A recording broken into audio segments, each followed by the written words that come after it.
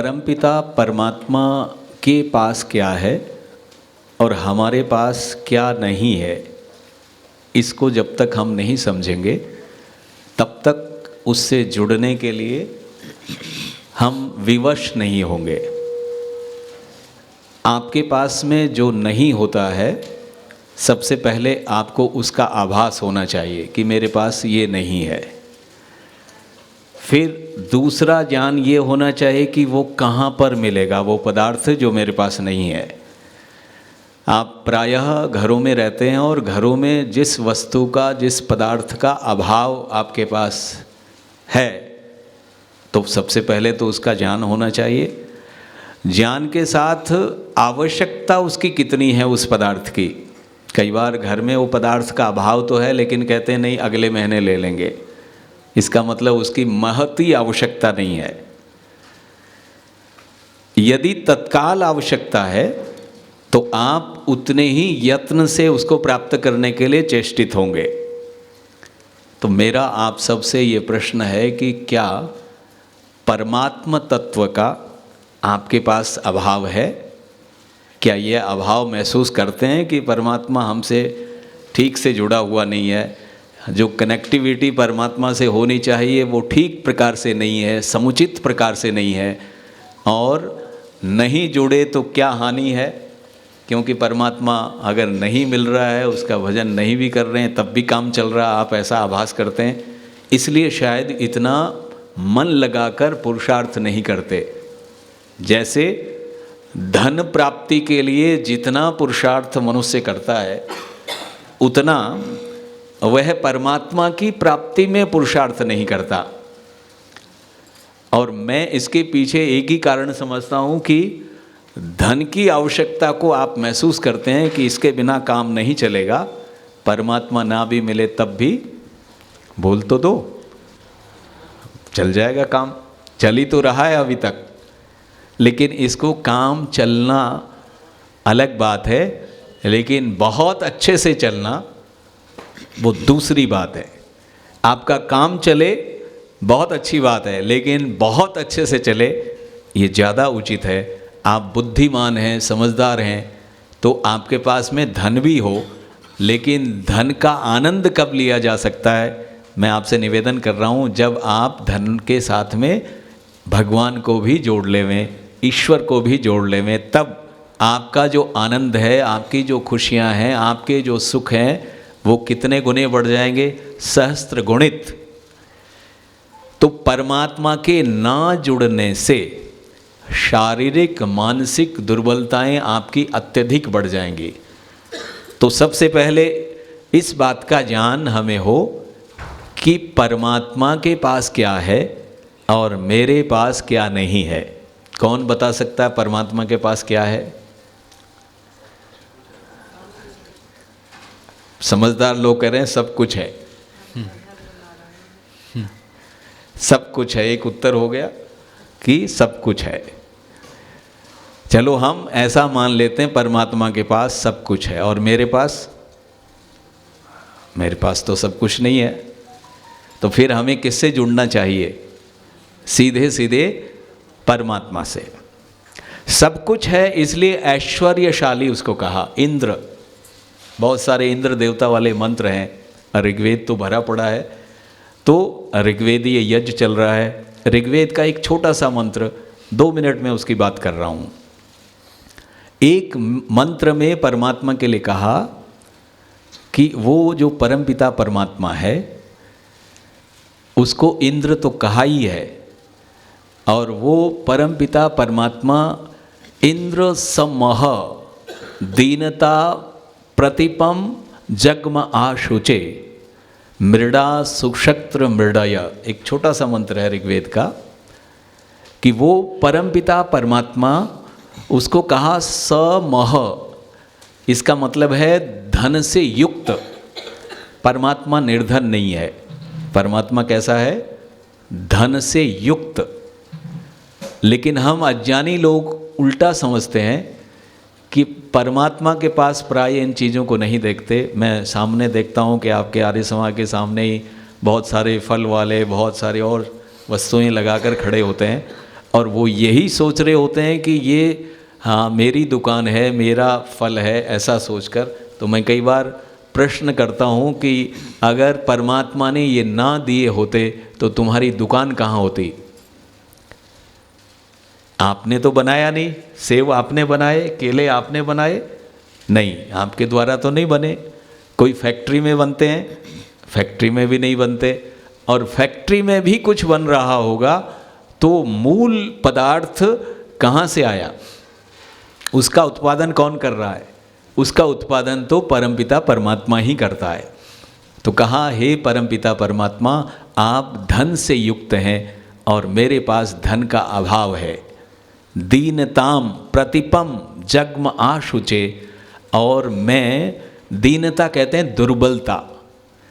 कोई ईश्वर का भजन ठीक से नहीं कर पाता, कोई ठीक से क्रियाओं को संचालित नहीं कर पाता, कोई जीवन की सुंदर क्रियाओं के अभाव में ही जी रहा है। तो ये क्यों? कई लोग सुबह ही नहीं उठ पाते। क्यों? जबकि खाना पीना तो दुगना करते हैं, 4 गुना कर लेते हैं, उठ नहीं पाते। कौन नहीं उठ पाता?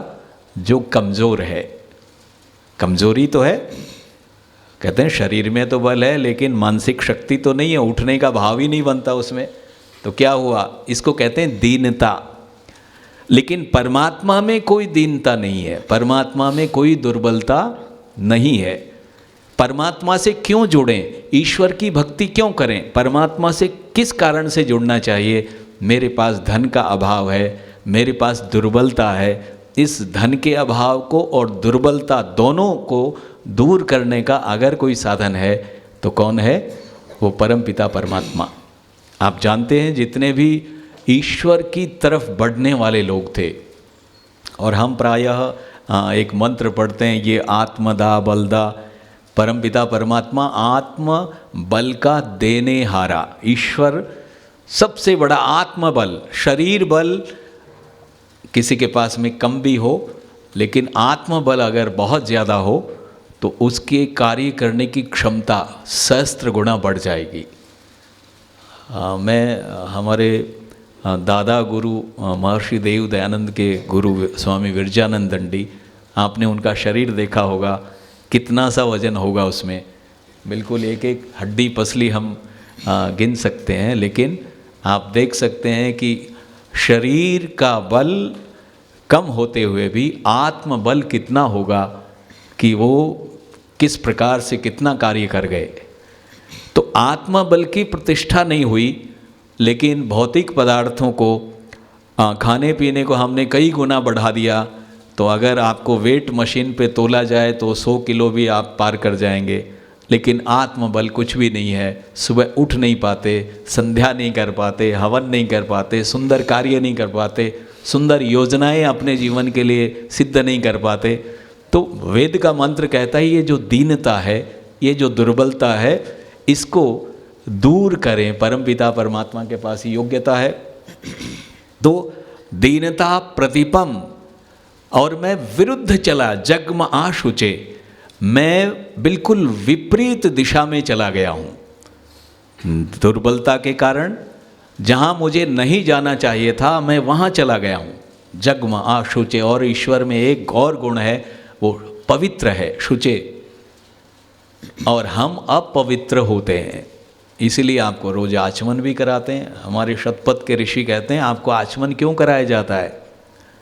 क्योंकि आप तो किसी भी चीज़ को छू देते हो तो क्या हो जाती है? वो पवित्र। आपने किसी चीज़ को छुआ तो छोटा सा बच्चा भी कह देता आपका झूठा है, मैं नहीं खाता। इसका मतलब समझ रहे हैं आप में अशुचिता, पवित्रता नहीं है, पवित्रता का अभाव है। लेकिन परमात्मा के दिव्य पदार्थों का जैसे ही मैं स्पर्श करता हूँ, जल को पवित्र माना गया, वो हमें पवित्र कर देता है। इसलिए शतपथ के ऋषि कहते हैं आपो वै मेध्या पुरुषो वै अमेध्यो यद अनृतम वदति। ये जो पुरुष है ये अपवित्र है। कब? अनृतम वदति यद, जब ये झूठ बोलता है। झूठ बोलता तो अपवित्र है। और जल क्या है? पवित्र है। इसीलिए इसका हम आचमन आदि करते हैं, ये क्रियाएं हैं। भाव इसका यही है कि आपको पवित्र किया जाए। तो कितनी चीज़ें हो गई, धन का अभाव आप में है, और दीनताम दुर्बलता आप में है, और अशुचिता अपवित्रता, ये 3 चीज़ें आपके पास में नहीं है। तो फिर किससे कांटेक्ट करना चाहिए? संसार में ऐसा कोई भी नहीं जिसके पास में धन का अभाव ना हो। धन का अभाव ही अभाव है। धन केवल रुपये पैसे कोई नहीं मानते, और बहुत सारी चीज़ें धन में आती हैं। और दुर्बलता तो बहुत है, कितनी कोई भी क्रियात्मक जीवन, सक्रियता हमारे जीवन में नहीं है, दुर्बलता इतनी है।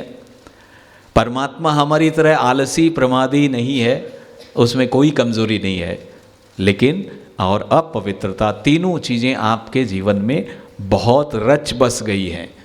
तो एक ही तत्व है जिसके पास हमें जाना चाहिए, और उसके पास जाने से आपकी दुर्बलता भी, आपकी धनहीनता भी, और अशुचिता भी, अपवित्रता भी, उसका निवारण होगा परमपिता परमात्मा की सन्निकटता में।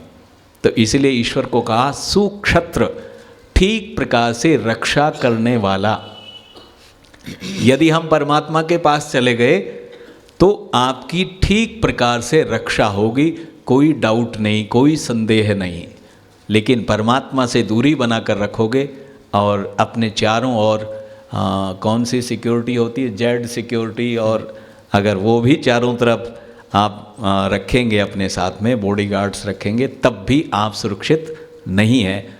लेकिन परमात्मा के पास चले गए सुक्षत्र, वह ईश्वर हमारी ठीक प्रकार से सुरक्षा करता है। इसलिए सुरक्षित होने के लिए और अपने धनहीनता को दूर करने के लिए, अपनी दुर्बलता को दूर करने के लिए, अपनी अपवित्रता को दूर करने के लिए उस परमपिता परमात्मा के पास हमें पहुंचना चाहिए। ऋग्वेद का ऐसा संदेश है। आप सब 100 से अधिक देशों में देखा जाने वाला भारतीय संस्कृति और ऋषियों द्वारा दिए गए ज्ञान व संस्कारों को समर्पित आर्य विचारों का प्रचार करने वाला विश्व का एकमात्र सबसे बड़ा चैनल वैदिक प्रचार।